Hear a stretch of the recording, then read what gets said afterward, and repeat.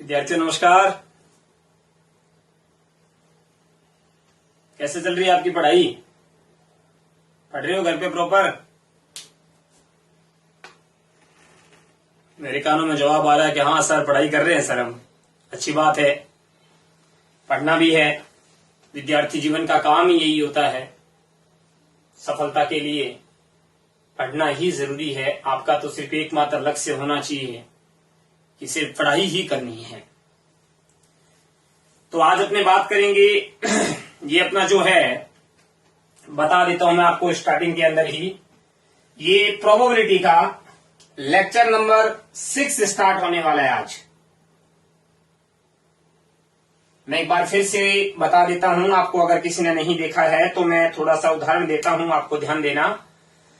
हमने 1 number lecture पढ़ा था। 1 नंबर में हमने पढ़ा था सह प्रतिबंध प्रायिकता। ये मैं वापस बता रहा हूं कि अगर कोई भी स्टूडेंट कोई भी देख रहा है नेट के माध्यम से, यूट्यूब के माध्यम से या चैनल के माध्यम से, तो अगर किसी का कोई टॉपिक छूट गया है तो मैं बता रहा हूं कि मैंने अपने पहले वाले वीडियो में क्या क्या पढ़ाया था, ताकि आप पीछे जाके सर्च करके देख सकते हो। सबसे पहले पढ़ाया था मैंने सह प्रतिबंध प्रायिकता, और इसका सिर्फ यहां पर ओनली फॉर बेसिक की बात हुई थी। ठीक है ना, ओनली फॉर यहां पे जो बात हुई थी इसकी ओनली फॉर बेसिक की हुई थी। नंबर 2 पे चलते हैं। नंबर 2 में भी मैंने पढ़ा था सह प्रतिबंध प्रायिकता ही पढ़ा था इसमें भी, और इसमें भी कुछ बेसिक था और कुछ एग्जाम्पल थे 16.1 के। ठीक है बच्चों। फिर नंबर 3 हमने पढ़ा था। नंबर 3 में हमने एक्सरसाइज पढ़ी थी 16.1 के, कुछ क्वेश्चंस के बारे में चर्चा की थी, प्रश्न के बारे में चर्चा की थी। ये हमारा तीसरा वीडियो था। उसके बाद में लेक्चर नंबर 4 के अंदर हमने पढ़ा था, बेसिक कॉन्सेप्ट पढ़ा था कि इंडिपेंडेंट इवेंट्स क्या होती है, स्वतंत्र घटना और प्रायिकता का गुणन नियम। प्रायिकता का गुणन नियम और कुछ एग्जाम्पल पढ़े थे। किसके पढ़े थे? 16.2 के। और फिर लेक्चर नंबर 5 जो था वो भी यही पढ़ा था कि एग्जाम्पल पढ़े थे कुछ अपने ने 16.2 के, जिसके अंदर एक एग्जाम्पल अभी बाकी बचा हुआ है, वो है 16 नंबर एग्जाम्पल। वो आज अपने चर्चा करेंगे। और हमारा जो ये लेक्चर नंबर 6 जो है, ध्यान देना बच्चों, 6 नंबर लेक्चर में आज हम एक तो एग्जाम्पल बाकी है और बाकी हम प्रश्न की चर्चा करेंगे 16.2 की, कुछ अलग क्वेश्चन। तो आज हम 16.2 को यहां पर कंप्लीट कर देंगे, ताकि अगला जो वीडियो आएगा वो आएगा 16.3 के बेसिक का वीडियो आएगा। ठीक है बच्चों, तो चलो स्टार्ट करते हैं। ज्यादा समय नहीं है अपने पास में, तो टाइम से स्टार्ट करते हैं। समझ में आया? तो ये सारे लिखे हैं, पढ़े आपके सामने, देखो एक एक वीडियो का पूरा वर्णन लिखा हुआ पड़ा है, एक एक लेक्चर का, कौन सा लेक्चर कब आया था। तो आप पहले जाके देखेंगे तो आपके सारे के सारे लेक्चर वहां पे मिलेंगे। तो आज अपने बात करते हैं लेक्चर नंबर 6 के बारे में, और क्या चीज आएगी उसके अंदर, एक एग्जाम्पल बाकी है और बाकी कुछ क्वेश्चंस के बारे में चर्चा करेंगे। ठीक है बच्चों, तो आ जाओ चर्चा करते हैं, स्टार्ट करते हैं। देखो क्वेश्चन पढ़ता हूं मैं एक। एग्जाम्पल नंबर 16 लिखा हुआ है, यदि ए तथा बी दो स्वतंत्र घटनाएं हो तो कम से कम एक घटना के घटित होने की प्रायिकता ज्ञात कीजिए। कम से कम एक घटना, ठीक है। ए तथा बी दो स्वतंत्र घटनाएं हैं, तो मैंने सबसे पहले एग्जाम्पल में यही लिखा, एग्जाम्पल नंबर थोड़ा सा आगे लिख देते हैं ताकि आपको आराम से इजी दिखे। एग्जाम्पल नंबर 16 है, ये 6.2 का है। मैंने सबसे पहले लिखा, यदि ए तथा बी दो स्वतंत्र घटनाएं हैं, दो स्वतंत्र घटनाएं हैं, तो we know that A intersection B is equals to P A dot P B. Physicals to P A dot P B. Mainly मुझे करना क्या है उसके बारे में बात करते हैं। वो कह रहा है कम से कम एक घटना के घटित होने की प्रायिकता निकालनी है। तो मैंने लिखा प्रायिकता, ब्रैकेट में लिखा एटलीस्ट वन इवेंट, कम से कम एक घटना का घटित होना, एक घटना का घटित होना। तो ध्यान देना बच्चों, इसको लिखा जाएगा पी ए यूनियन बी।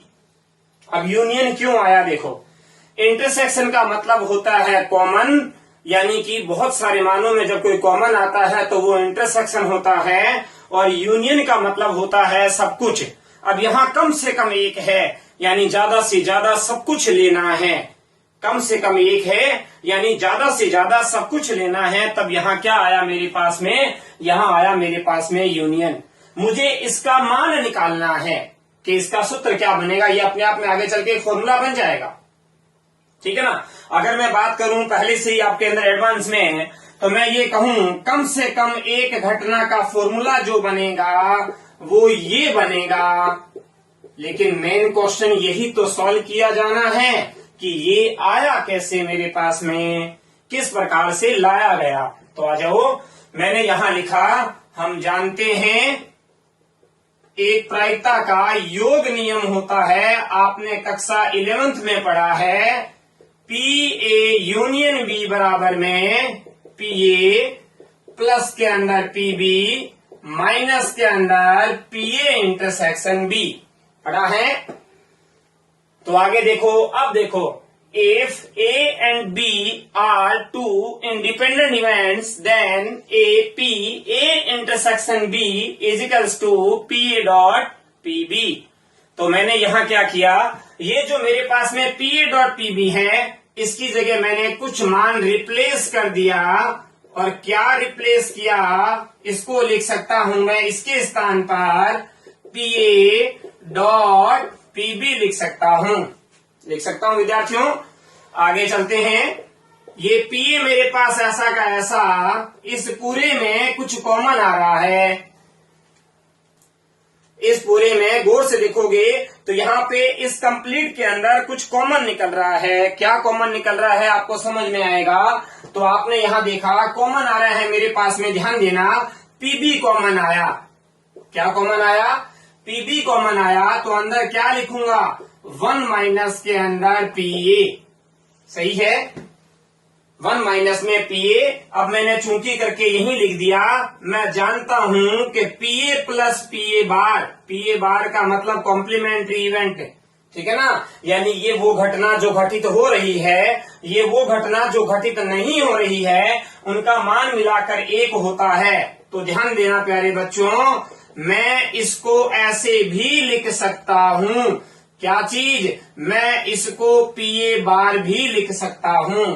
आप यहां से फॉर्मूला बनाने की कोशिश कीजिए तो आप देखोगे ये पी ए उधर जाएगा, तो 1 माइनस पी ए को क्या लिख सकता हूं, पी ए बार लिख सकता हूं। अब और आगे चलते हैं, उसी प्रकार मैं इस पी ए को क्या लिख सकता हूं, आपसे मेरा ये क्वेश्चन है।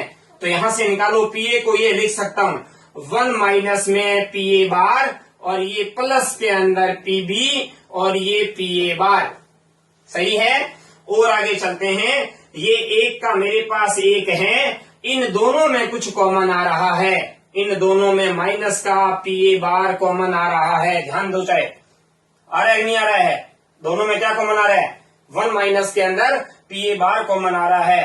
तो दोनों में अगर देखा जाए सिर्फ पी ए बार ही आ रहा है, अगर एक्चुअली देखा जाए तो अंदर क्या लिख सकता हूं बताओ मैं, अंदर वाला हो जाएगा मेरे पास, यहां बचेगा 1 माइनस में यहां बचेगा पीबी। अब आप बताओ 1 माइनस पीबी को क्या लिखा जा सकता है, 1 माइनस पीबी को पीबी बार लिखा जा सकता है। तो ये आपके पास वो फॉर्मूला मतलब आ गया जो मुझे लाना था। कम से कम एक घटना को हमेशा इस सूत्र से निकालेंगे।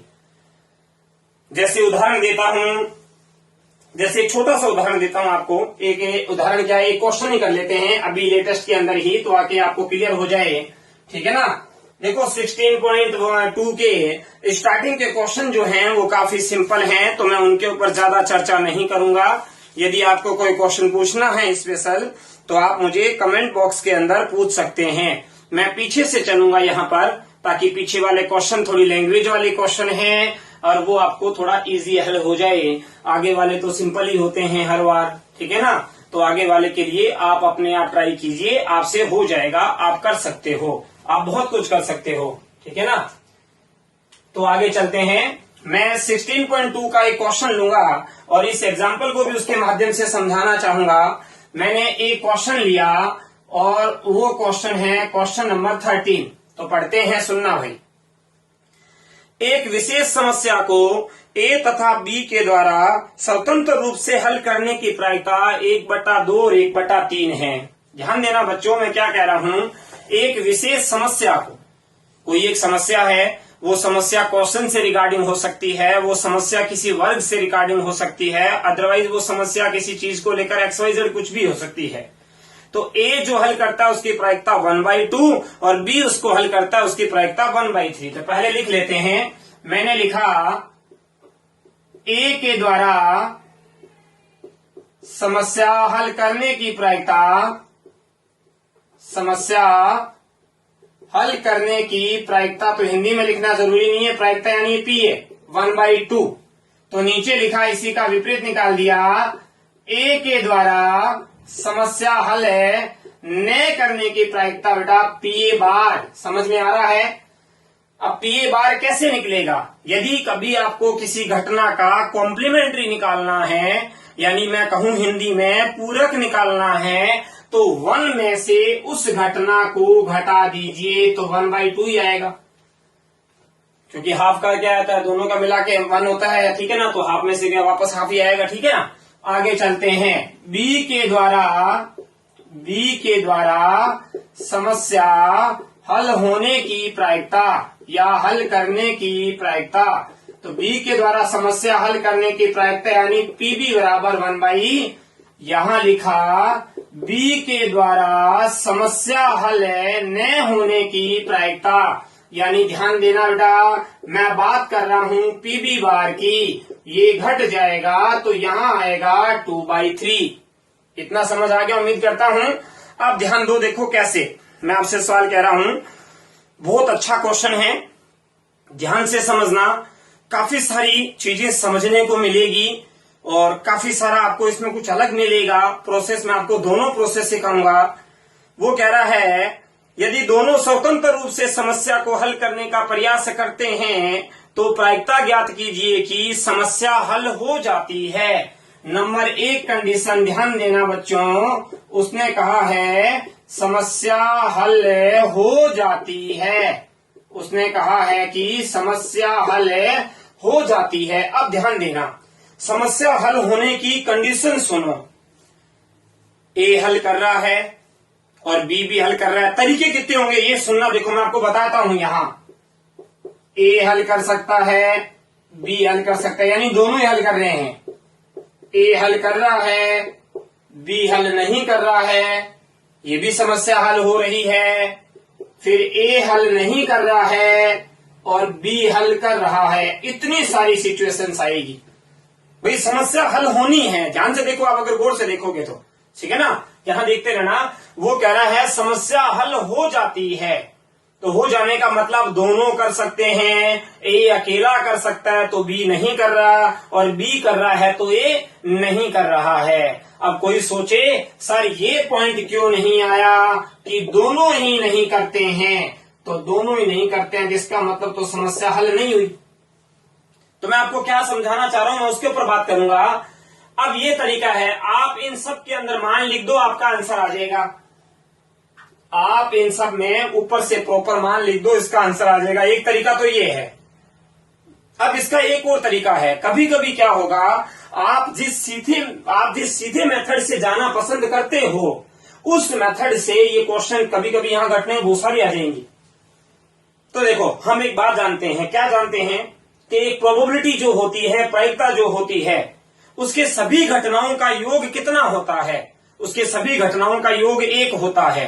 मैं कहता हूं आप एक आंसर इससे निकाल लो, निकल जाएगा बेटा। ध्यान से सुनना मेरी बात अच्छे ढंग से।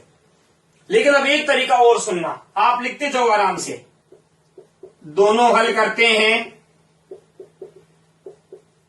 ए करता है, बी नहीं करता है, ए नहीं करता है, बी करता है, और दोनों हल नहीं करते हैं। इनका मान मिलाकर एक होता है कि नहीं होता है? देखो चेत, हमेशा ध्यान देना, प्रयत्तम मान एक कब होता है? जितनी घटनाएं तुमने लिखी है एक दूसरे के पूरे क्या होनी चाहिए? दोनों कर रहे हैं, दोनों नहीं कर रहे हैं। ए कर रहा है, ए नहीं कर रहा है, बी कर रहा है और बी नहीं कर रहा है, यानी सब कुछ मिला हुआ है। अब आप ध्यान दो, मुझे तो इतना मान निकालना है, यही तो सारा निकालना था। ऊपर देखो मैंने आपको सूत्र बताया, ये रहा। मुझे तो इतना मान निकालना है, ठीक है ना? इतना मान निकालना है, यानी इसका मान निकालने के लिए अगर मैं इसको यूं लिख दूं, ये तो यहीं पड़ा है, ये पीबी पड़ा है, सॉरी एक मिनट, ये ब्रैकेट थोड़ा पहले लग जाता है, ये पीबी पड़ा है, ये पीए है, और ये पीबी बार है, और ये पीए बार है, और ये पीबी है। और क्या इसको यूं लिख सकता हूं क्या? ये देखो, छठी क्लास से आप सीखते आ रहे हो, यदि x + 3 = 5 है और इस x का मान निकालना है तो कैसे निकालते हो? जिसका मान निकालते हो उसको सिंगल किया जाता है, यानी x को यहीं रखते हो और 3 को उस तरफ भेज देते हो। मैंने भी तो वही किया है। कैसे? मुझे इन सब का मान निकालना था, मैंने इन सबको यहीं रख लिया, उसको उधर भेज दिया, तो ये इसका आंसर अब ये आ जाएगा। देखो 1 - पीए बार बोलो 1/2 इंटू पीबी बार बोलो 2/3, 2 से 2 कैंसिल आउट, 1 - 1/3 = 2/3। अब आप ध्यान से देखोगे लाइन क्या बन रही है, समस्या हल हो जाती है, यानी इसको मैं यूं भी लिख सकता हूं, कम से कम एक के द्वारा समस्या हल हो जाती है। लाइन तो यही बनी है, अरे समस्या हल हो जाती है, यानी लाइन तो यही बनी है, कम से कम एक के द्वारा समस्या हल हो जाती है। आप देख लो चाहे ध्यान से, एक के द्वारा, कम से कम एक के द्वारा, यानी ज्यादा ज्यादा दोनों के द्वारा, तो कम से कम एक जहां नाम आएगा वहां क्या? अब देखो फॉर्मूला क्या बना, 1 में से दोनों के बार को घटा दो, 1 में से दोनों के बार को घटा दो। कभी भी कोई भी सवाल आ जाए, अगर कोई ऐसा सवाल हो जहां तुम्हें यह प्रतीत होता हो या तुम्हें ये महसूस होता हो या फिर ये दिया गया हो कि कम से कम एक घटना की प्रायिकता तुम्हें ज्ञात करनी है, तो हमेशा उसके लिए करना क्या है, एक में से जितनी घटनाएं वहां घट रही है उन सबको एक में से उन सबका बार आप घटा दीजिए, तो आपके पास फाइनल आंसर जो आएगा वो कम से कम एक घटना के लिए ही आएगा। यानी आप इस फॉर्मूले के माध्यम से भी निकाल सकते हो और आप उसको डायरेक्टली सीधा भी निकाल सकते हो। अब ये आप पर डिपेंड करता है कि आप दोनों में से कौन से मेथड को अप्लाई करते हो और आपको दोनों में से कौन सा मेथड बढ़िया लगता है, जिसके अकॉर्डिंग आप इस क्वेश्चन को सॉल्व कर सकते हो। ये आपके ऊपर डिपेंड करता है। तो आज के बाद यदि आपसे कोई पूछे कि कम से कम एक घटना के घटित होने की प्रायिकता का सूत्र क्या होता है, तो बच्चों क्या बताओगे? आप बोलना कि 1 में से, यदि मान लो वो बोले 3 घटनाएं वहां घटित हो रही है और फिर पूछे कम से कम एक घटना का मान निकालो, तो आप बोलना 1 में से उन तीनों के बार को हम क्या कर देंगे, घटा देंगे, तो मेरे पास में फाइनल जो रिजल्ट आएगा वो आंसर के रूप में प्राप्त हो जाएगा। आगे बात करते हैं क्वेश्चन नंबर 12 की। बात करें बच्चों, करते हैं बात। आप तो सारे राजी हो, एग्री हो, पढ़ने बैठे हो तो बात तो करनी है, ठीक है ना? तो थोड़ा सा ये जरूर महसूस होता है कि आप सामने नहीं बैठे हो, तो वो जो क्लास के अंदर जो थोड़ी सी हंसी मजाक के जो किस्से होते थे वो थोड़े से बंद हो गए हैं, लेकिन अपने उनको बंद होने नहीं देंगे। अपने मैं जब पढ़ा रहा हूं तो सिंपल सी बात है, आप ये वीडियो देखोगे तो आमने सामने हो गए अपने, ठीक है ना? तो अपने तो वही उसी सिस्टम से जैसे स्कूल में पढ़ते थे उसी हिसाब से भी आज पढ़ेंगे। तो आगे ये कोर्स वाले स्टार्ट करते हैं। करें स्टार्ट? आपकी तो हाँ ही है, तो चलो फिर हमारी भी हाँ है, करते हैं स्टार्ट। लिखा हुआ है, एक थैले के अंदर 5 सफेद गेंद तथा 3 काली गेंद है। लिखा हुआ है, एक थैले के अंदर 5 सफेद तथा 3 काली गेंद है। ठीक है, ध्यान देना, थैले में से 4 गेंद उत्तरोत्तर, उत्तरोत्तर का मतलब एक के बाद एक। तो पहले तो 2 वर्णन जो दिया वो लिख लेते हैं। सफेद गेंदों की संख्या कितनी है? 5। मैंने यहां लिखा सफेद गेंदों की संख्या बराबर कितनी है? सफेद गेंदों की संख्या बराबर 5। फिर मैंने यहां लिखा काली गेंदों की संख्या कितनी है? काली गेंदों की संख्या बराबर में 3। फिर मैंने लिखा टोटल नंबर ऑफ बॉल कितनी है, यानी कुल गेंदों की संख्या कितनी है? तो कुल गेंदों की संख्या लिख दी मैंने 8। कुल गेंदों की जो संख्या है वो मैंने कितनी लिख दी बच्चों? वो मैंने लिख दी 5 और 3 8। अब वो कह रहा उत्तरोत्तर कितनी गेंदें निकाली जाती हैं? 4 गेंदें निकाली जाती हैं। लेकिन कंडीशन सुनना, बिना प्रतिस्थापन के। ये बात पहले भी हुई है, आज फिर हो रही है, मैं उसके ऊपर फिर से चर्चा कर लेता हूं। बिना प्रतिस्थापन का मतलब, अगर आपने पहले व्हाइट बॉल निकाली, फिर आप एक बॉल और निकालने जा रहे हो, चाहे वो व्हाइट हो चाहे वो ब्लैक हो, तो जब आप एक बॉल और निकालने जाओगे तो वहां एक मान रिजल्ट कम हो जाएगा, यानी जो कुल समष्टि है उसमें भी कमी आएगी, और ऊपर जो निकाल रहे हो अनुकूल के अकॉर्डिंग उसमें भी कुछ ना कुछ कमी आएगी। ये होता है बिना प्रतिस्थापन का, विदाउट रिप्लेसमेंट निकाली जाती हैं। इन गेंदों के एकांतरत विभिन्न रंगों के होने की प्रायिकता ज्ञात कीजिए। एकांतरत विभिन्न रंगों की, ध्यान से सुनना। अब विभिन्न रंगों का मतलब क्या हुआ? देखो, एकांतरत यानी पहली व्हाइट तो दूसरी ब्लैक, यानी तीसरी फिर व्हाइट, और चौथी फिर से क्या आएगी? चौथी फिर से ब्लैक। ध्यान देना भाई, मेरी बात समझ में आ रही है? यानी पहली व्हाइट तो दूसरी भी क्या है? तो ये बातें मैं यहां लिखूंगा, समझाता हूं आपको कैसे। तो पहले तो मैंने लिखा 4 गेंदें उत्तरोत्तर बिना प्रतिस्थापन के निकाली जाती है। अतः अभिष्ट प्रायिकता, रिक्वायर्ड प्रोबेबिलिटी, ध्यान देना बच्चों अच्छे से, पहली व्हाइट फिर ब्लैक फिर व्हाइट फिर ब्लैक, या के लिए प्लस एक और मेथड, पहली ब्लैक दूसरी व्हाइट तीसरी ब्लैक चौथी व्हाइट। अब यदि आपके जहन के अंदर इसके अलावा भी यदि कोई बात आती हो तो आप मेरे सामने जरूर रखें। इतने तो तरीके होंगे। देखो, ये तो एक हो गया, फिर एक और तरीका यानी प्लस आएगा, यानी एक बार घटना घट चुकी है, उस घटना को एक और तरीके से भी घटाया जा सकता है, यानी वो एक और तरीके से भी घटित हो रही है, तो उसके लिए किसका निशान आएगा? प्लस का आएगा। अब एक प्रकार से देखो तो सारा वही है, ध्यान देना। कौन सा? PW PB ऐसे लिखने की जरूरत नहीं है। अब यहां आ जाओ, पहले यहां आते हैं। पहले व्हाइट निकालो 5/8, फिर ब्लैक निकालो 3/7। ये 7 क्यों हो रहा है? समझ आ रहा है? वो व्हाइट निकाली उसको बाहर रख दिया, जो व्हाइट निकाली उसको बाहर रख दिया, तो ये कम हो गया, इंटू फिर ब्लैक व्हाइट निकालो, इस बार व्हाइट 4/6, फिर इंटू इस बार ब्लैक निकालो, ब्लैक 2/5। देखो नीचे सब में एक कमी हुई है और ऊपर उसके आवश्यकता अनुसार कमी हो गई है। फिर प्लस का चिन्ह, पहले ब्लैक इस बार 3/8 इंटू, पहले ब्लैक इस बार तो इंटू कितना आएगा? अब व्हाइट यानी 5/7 इंटू ब्लैक 2/6 इंटू व्हाइट यानी 4 कितना? ये 5। सॉल्व करना आता है सबको इजीली, कोई दिक्कत नहीं। आ जाओ सॉल्व कर लेते हैं। 4 से काटा कितनी बार? 2 टाइम, 2 से कितनी बार? 2 टाइम, 3 से कितनी बार? 2 टाइम, 5 से कितनी बार? 5 टाइम क्या है बेटा? 1/4 आ गया, 1/4 आ गया। प्लस में चलते हैं, अब यहां काटो, देखो 4 से कितने टाइम? 2 टाइम, 4 से कितने टाइम? 2 टाइम। और आगे चलते हैं, 2 से 2 क्या हो गया? कट गया। 5 से 5 क्या हो गया? कट गया। 1/4 नहीं आया बेटा, सॉरी 1/14 आया। 7 2 जा। फिर यहां देखो 3 से 2 टाइम कट गया। अब इसका भी क्या आया? 1/14। एलसीएम लिया 2/14, सॉल्व किया तो 1/7। ये आंसर आ गया बेटा। समझ आया कि नहीं आया? देखो अरे बातें समझ में आ रही है या खाली ऊपर से जा रही है? सेम क्लास के मेथड की तरह ध्यान रखिए आप।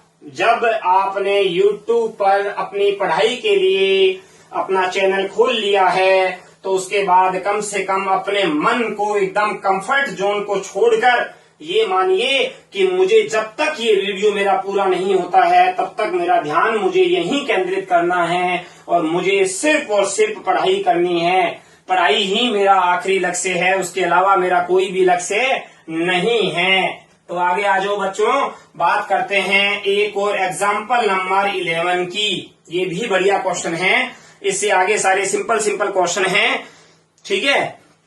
तो हो सकता है ये लास्ट क्वेश्चन हो, उससे आगे आप अपने आप करते रहिए। 3 विद्यार्थियों को गणित की एक समस्या को हल करने के लिए दिया गया। मैथ ही पढ़ रहे हैं, मैथ का एक क्वेश्चन आ गया, क्या बात है, बड़ा आनंद आएगा। 3 विद्यार्थियों को गणित की एक समस्या को हल करने के लिए दिया गया। इन विद्यार्थियों के द्वारा समस्या को हल करने की प्रायिकता 1/2, 1/3 और 1/4 है। तो मैंने सबसे पहले तो ये लिख लिया, माना 3 विद्यार्थी A, B तथा C है। माना 3 विद्यार्थी, क्या मान लिया मैंने, A, B तथा क्या है, C है। तो मैंने यहां लिखा A के द्वारा समस्या हल होने की प्रायिकता, A के द्वारा समस्या हल होने की प्रायिकता, ठीक है ना। ध्यान देना, बुक ने दिया है, उसने कहा है 1/2, तो नीचे लिखा A के द्वारा समस्या हल न होने की प्रायिकता यानी PA बार 1 - 1/2 बराबर 1/2।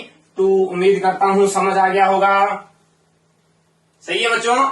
फिर लिखा B के द्वारा समस्या हल करने की प्रायिकता या हल होने की प्रायिकता PB बराबर, उसने मान दिया मुझे 1/3। कितना दिया, 1/3। तो मैंने यहां लिखा B के द्वारा समस्या हल न होने की प्रायिकता यानी कि PB बार बराबर 1 - 1/3 बराबर 2/3। अरे आया समझ में?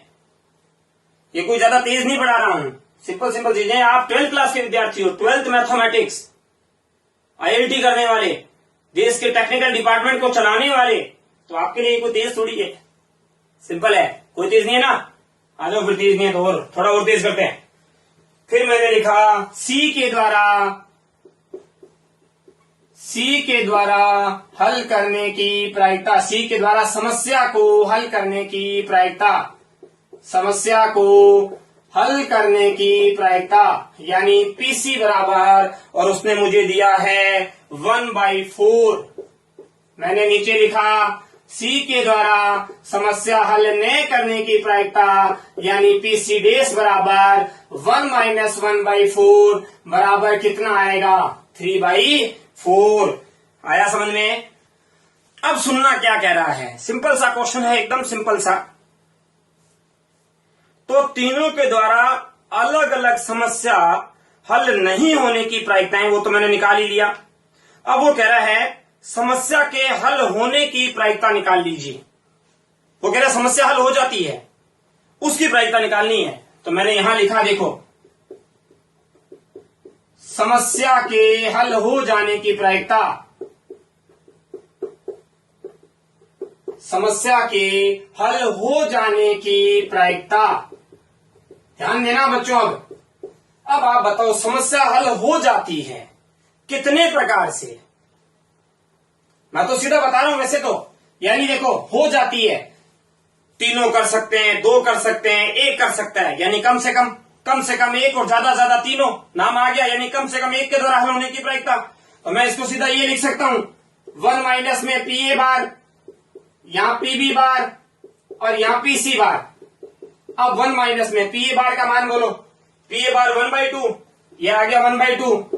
PB बार बोलो, PB बार ये रहा 2/3, ये 2/3। PC बार बोलो कितना, 3/4, ये 3/4। 2 से 2, 3 से 3, 1 - 1/4 इजिकल्स टू कितना, 3/4। ये इसका आंसर आ गया। अगर आप ऐसे नहीं निकालना चाहते हो, मैं तो ये कहता हूं, तो ये तरीका बनेगा। इधर देखो मैं बताता हूं, तीनों हल करेंगे। ए नहीं करेगा, बी और सी करेंगे। बी नहीं करेगा, ए और सी करेंगे। ए और बी करेंगे, सी नहीं करेगा। चलते रहना आगे। ए और बी दोनों नहीं करेंगे, सी करेगा। ए और सी दोनों नहीं करेंगे, बी करेगा। ए और बी, ए नहीं, बी और सी दोनों नहीं करेंगे, ए करेगा। ये देखो चया, अब देखो आपको रेस्पॉन्स बताता हूं। ए सिंगल का बार यहां है, सिंगल का नहीं है। बी सिंगल का यहां है, यहां नहीं है। सी सिंगल का यहां नहीं, यानी इसमें एक मान की और कमी है, फिर उसका मान एक हो जाएगा। वो मान ये है जिसकी कमी बता रहा हूं मैं। ए बार, बी बार और सी बार, इसका मान मिलाकर कितना, एक। अब देखो मुझे इतने सारे का मान ज्ञात करना है, इतने सारे का, तो कैसे करूंगा? इसको उधर ले जाके क्या कर दूं? इसको उधर ले जाके घटा दूं। ये उधर जाके घट जाएगा तो मेरे पास इसका आंसर आ जाएगा। आएगा कि नहीं आएगा? मेरी बात समझ में आई? तो ये बात तुम्हें खुद ध्यान रखनी है। बड़ा प्रायिकता में जब अदिश प्रायिकता निकालते हो ना, तो जैसे उसने बोला समस्या हल हो जाती है, तो तुम्हें ध्यान देना पड़ेगा कि वो समस्या कितने प्रकार से हल होती है। अब यहां बोलता ना समस्या हल न होने की प्रायिकता, तो सीधे निकलता P A bar, P B bar, P C bar. अरे न होने की मतलब समस्या हल हो ही नहीं रही है। नहीं हो रही इसका मतलब कोई नहीं कर रहा है, ना ए कर रहा है, ना बी कर रहा है और ना सी कर रहा है। ये सिचुएशन तुम्हें समझनी पड़ेगी। तो ये एग्जाम्पल नंबर, ये क्वेश्चन नंबर 11 था। अब इससे पहले 10 क्वेश्चन हैं। आप 10 क्वेश्चन की अपने घर पर प्रैक्टिस करें, आप अपने आप से हल करें, क्योंकि बेटा एक एक क्वेश्चन करा के आगे नहीं बढ़ा जा सकता है। तो आप उसको अपने आप से करें। यदि आपको कोई दिक्कत है तो आप मुझसे पूछें, आपको मैं जरूर बताऊंगा। कोई दिक्कत नहीं होगी आपको, आप इजीली हल कर सकते हैं। आपको इतना सरल तरीके से समझाया गया है कि आप उसको आराम से बढ़िया ढंग से उसको सॉल्व कर सकते हैं। तो अगला जो मैं वीडियो स्टार्ट करूंगा, मैं पहले से अभी बता देता हूं, वो वीडियो में स्टार्ट करूंगा 16.3 के एग्जाम्पल का। और 16.3 बहुत इंपॉर्टेंट एक चैप्टर है बेस प्रमेय का, जिसका माध्यमिक शिक्षा बोर्ड में क्वेश्चन आता है 6 नंबर का। तो तब तक के लिए आप अपने घरों में व्यस्त रहें, स्वस्थ रहें, खुश रहें। नमस्कार।